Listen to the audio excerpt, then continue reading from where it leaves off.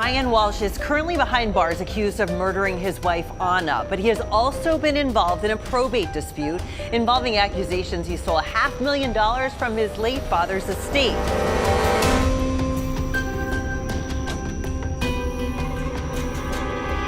The Brian Walshe's case sent shockwaves as federal art fraud made a man incapacitated to perform his duties as the head of the house, but his greed for an extravagant life made him commit one of the most horrifying crimes in history. On the other hand, even though the inquiry is still underway, a great deal has already been revealed, including alarming information, revelations from loved ones, startling details, and possibly incriminating evidence. What offense did he commit, and whom did he murder? Come along as we unravel the mystery of a husband with a dubious past riddled with mental health problems, criminal activities, and threats of violence. But before diving deep into this intriguing case, let's look at how it all started.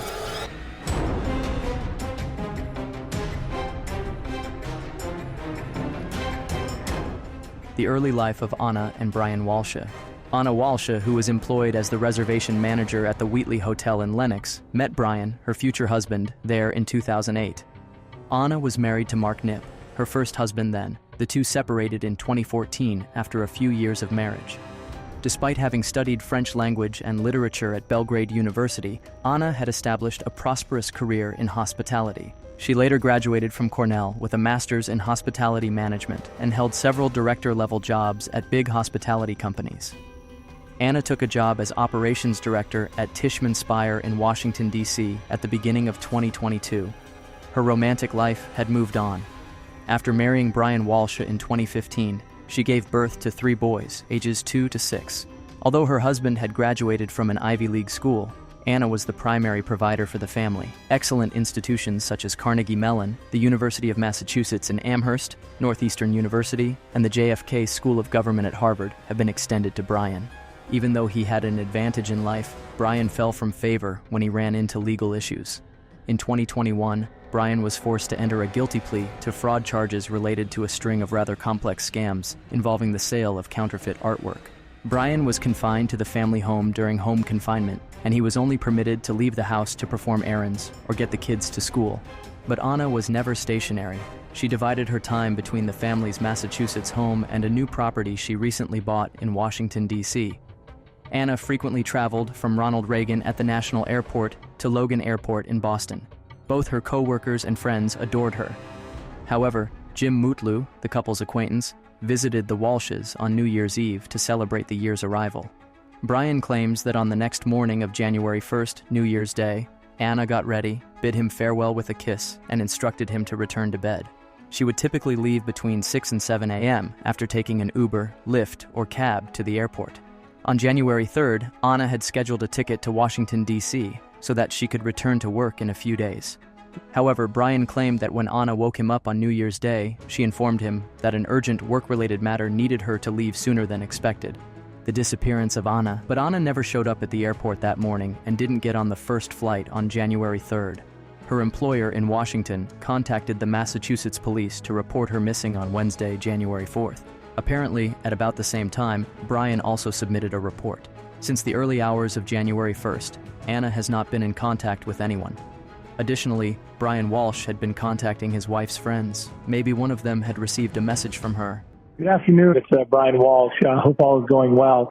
I was just reaching out to basically everybody I could. Ana hasn't been in touch for a few days. Do you know anyone that might have had contact with her? Calling everyone. So sorry to bother you. Sure, everything's fine.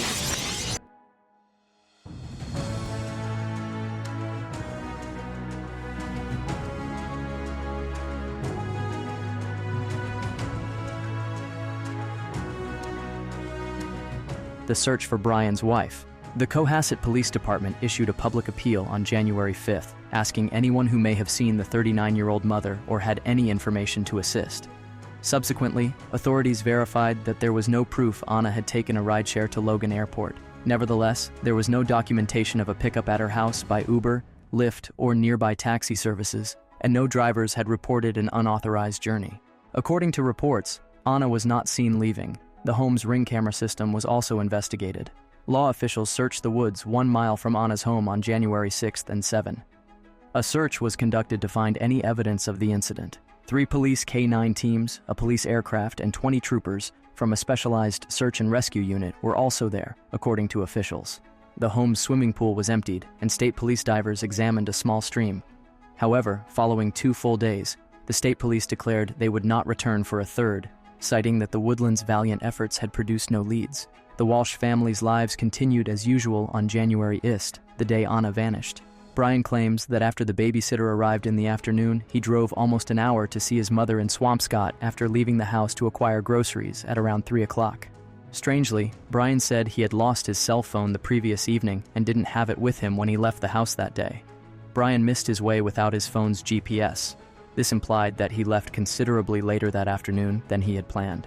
Within 15 minutes of arriving, Brian told the police he had left his mother's house to run errands for her at Whole Foods and CVS. After he finished his shopping, Brian was gone for almost half an hour. Eventually, at 8 p.m., he made his way back to Cohasset. Investigators had to drive Brian's route to Swampscott and view hours of video security at CVS and Whole Foods to confirm his presence before they could track him down. It took several days, and they discovered nothing. It seems Brian Walshe did not appear on camera at either of the shops. Brian was lying when he gave a certain thorough schedule on the first day his wife went missing. Why would he lie about his movements? Was he hiding something, or did he have a hand in his wife's disappearance?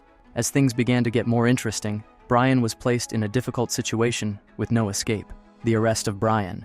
Unfortunately, Brian was charged with deceiving a criminal investigation by the Cohasset police after they gathered evidence of his dishonesty.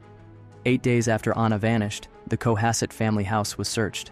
At first, Brian gave permission and things were taken out. While some officers investigated the site, others placed a Volvo SUV onto the back of a truck. In contrast to the Woodland search, the house produced important leads. Law authorities discovered bloodstains and a broken, bloodied knife in the basement. Police started to recover the data from Brian's cell phone while he was still being held. It wasn't entirely lost.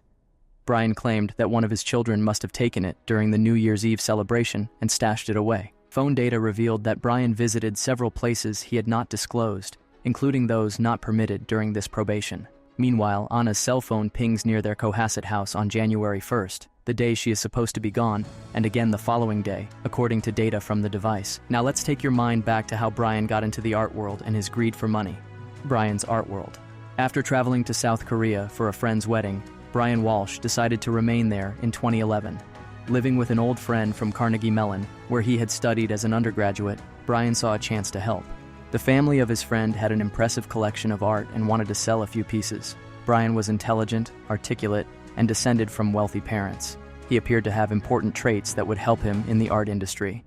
His friend trusted him with a few items: 2 well-known and extremely valuable Andy Warhol paintings, 1 little Chinese sculpture, and 1 sketch by Keith Haring.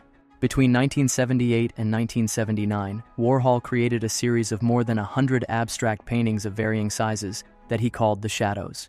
2 of them were given to Brian in 2011. At the time, their estimated market worth was close to $250,000. The second, meanwhile, included a fragment of the dollar sign. Warhol claimed that big-time money served as the inspiration for his big-time art as he was making this series. There was no doubt that Brian Walshe would have approved of this sentiment. As soon as Brian got hold of the artwork, he started looking for buyers, but not on his friend's behalf. His true intentions to keep the money for himself were noted in his notebook at the time, when he wrote, "I have a plan for the art, need to get off with some of the good pieces, hope I can make it through, this one is going to be bumpy." Brian could continuously sell the Warhol paintings to different purchasers worldwide for 5 years. Brian signed both Warhols to Christie's auction house in New York, beginning in 2011. He sold the dollar sign for approximately $40,000, but could not sell the Shadows. He hired a forger later that year to create many copies of these paintings, stating that he needed the copies for insurance. He then started marketing them as originals. A later FBI inquiry located some of these sales, albeit arguably not all. For instance, Brian signed an agreement in September 2015 to sell the Shadows to a Parisian art consultant for $145,000. He was discovered to have paid a second forger the following year to produce more copies of the Shadows, giving him a set of images to work with. This time, he refrained from giving the originals to the forger. Because he had already sold them by then, the FBI surmised this. These paintings also surfaced on eBay later that year. Declaring that they were from his own collection, Brian put them up for auction for $100,000. On this occasion, though, he sold them to Ron Rivlin, a California-based art dealer specializing in Warhol. Ron is a specialist in the field, having overseen one of the largest collections of Andy Warhol art.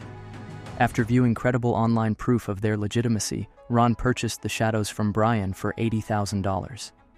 Brian deftly mimicked papers assigning the artworks the correct provenance by using paperwork supplied by other purchasers and prospective buyers, including Christie's in New York and the Gagosian Gallery. It worked, at least initially.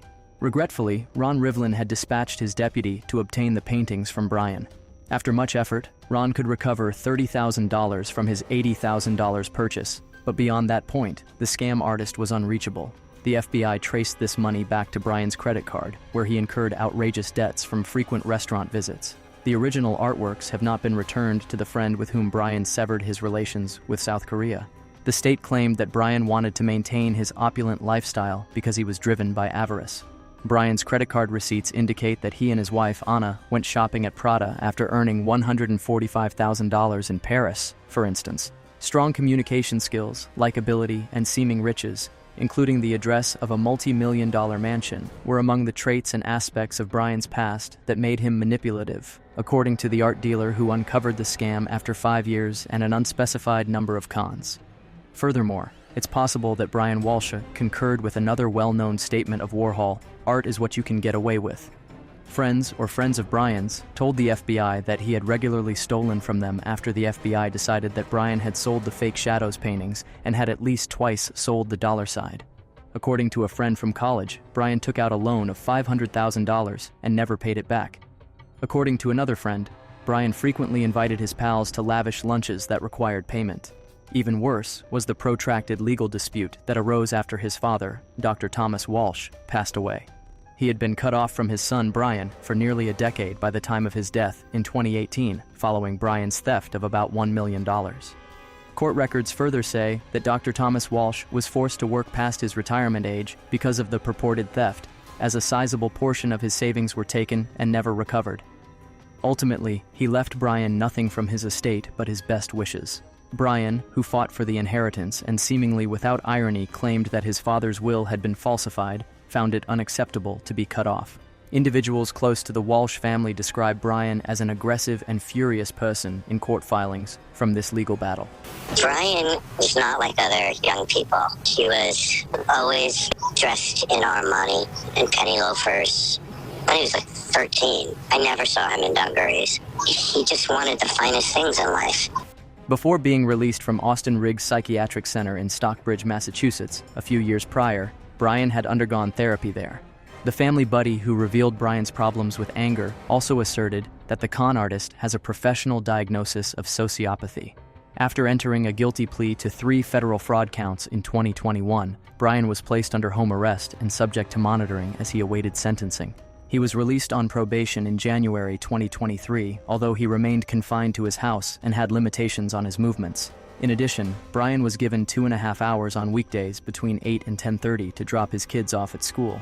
On Monday, January 2nd, there was a holiday and no school, but Brian wasn't in.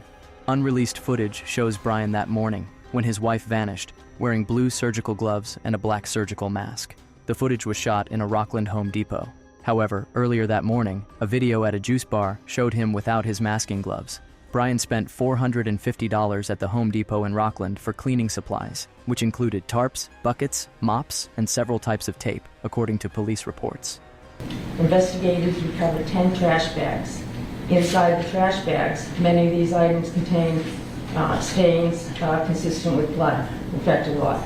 Among the items secured were towels, rags, slippers, tape, Tyvek soup, gloves, cleaning agents, carpets, rugs, hunter boots, Prada purse, a COVID-19 vaccine card in the name of Ana Walshe, a hacksaw, a hatchet, and some cutting shears.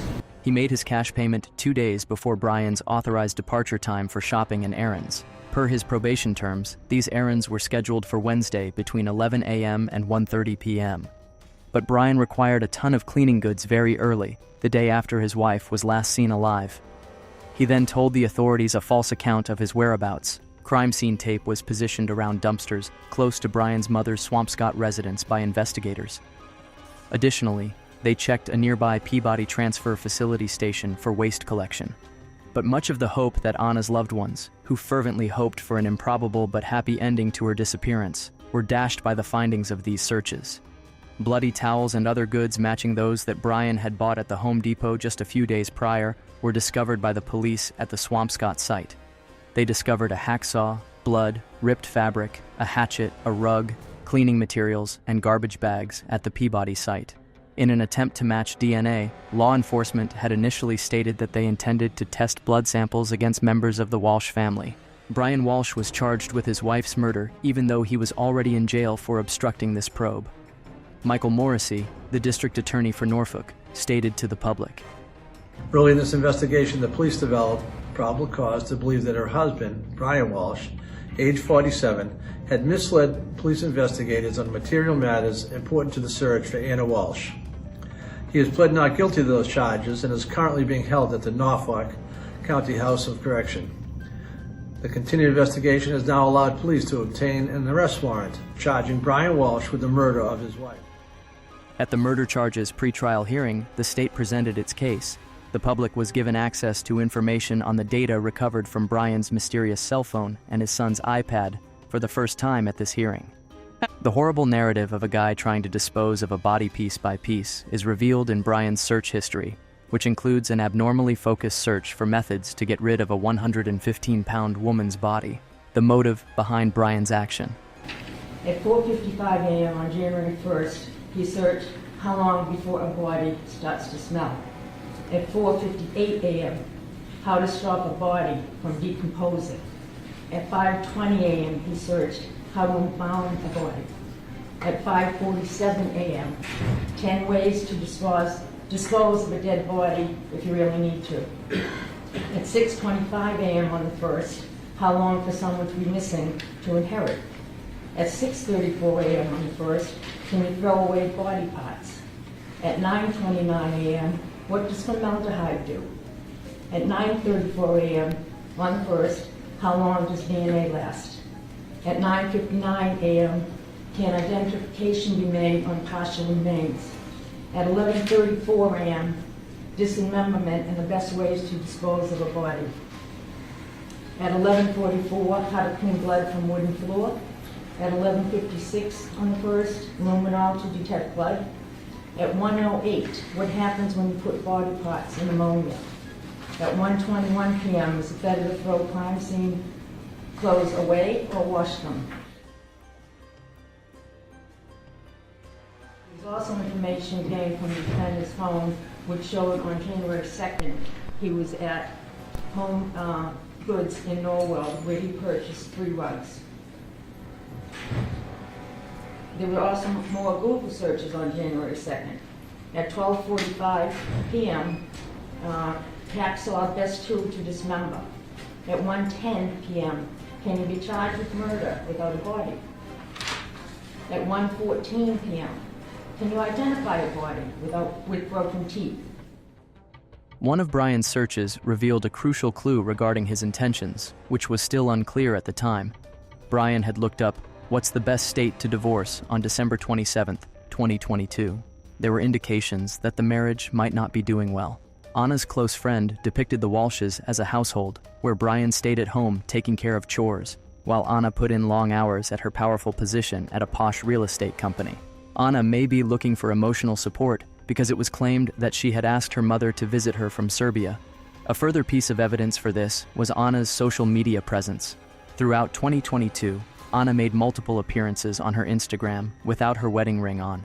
She was last seen without it 2 weeks before her disappearance, when she posed for pictures at a book signing in Washington, D.C. with British gin entrepreneur Paul Wharton. There's also a good chance that Brian didn't want to stay as his wife's husband. He was more interested in his tiny fortune. And in the days preceding her departure, he looked up online the approximate length of time one must wait before he could receive his inheritance. Ana has sold at least 4 properties, totaling more than $2.7 million since 2018. Ana possessed an impressive real estate portfolio worth an estimated $1.8 million, which included a row house in Baltimore, a 2,500 square foot home in Washington, D.C., and 2 apartments in Lynn, Massachusetts. None of these properties is her husband listed as an owner or co-owner. According to the state of Massachusetts, Brian desired to remain alone and keep his wife's wealth. Search teams had not been able to find Brian Walshe's wife, but the state's case against him for her murder seemed solid. Ana Walshe reported the man who would become her husband to the police over 10 years before her disappearance. He threatened to kill her and her buddy, according to what she said. Why did you get married to him if he threatened to kill you? Why risk your life for a psychopath? And then, in 2014, while still using a nib, Ana went to the police and reported this death threat, claiming that Brian had threatened to kill them both over the phone when she was still living in D.C. Later, when Ana refused to assist the prosecution, the matter was closed. The following year, she wed Brian, with whom she had 3 kids. Ana placed a letter for her con artist husband on a champagne box that seemed to have been left untouched after the New Year's Eve party, the last night she was seen alive. It appears that the search for Ana is still ongoing. This was probably one of her last communications. Ana penned, "Amazing, 2022 is almost over, but we are still here. Let's work together to make 2023 the best year yet. We are the authors of our lives. Courage, love, tenacity, compassion, and joy. Love from Ana." The Massachusetts Department of Children and Families is reportedly in charge of the couple's 3 children. Still, several neighborhood families have volunteered to take them in so that they can stay together. What do you think about the con man? Did he really dismember Ana's body not to be found? Let us know in the comment section below. Also, don't forget to check out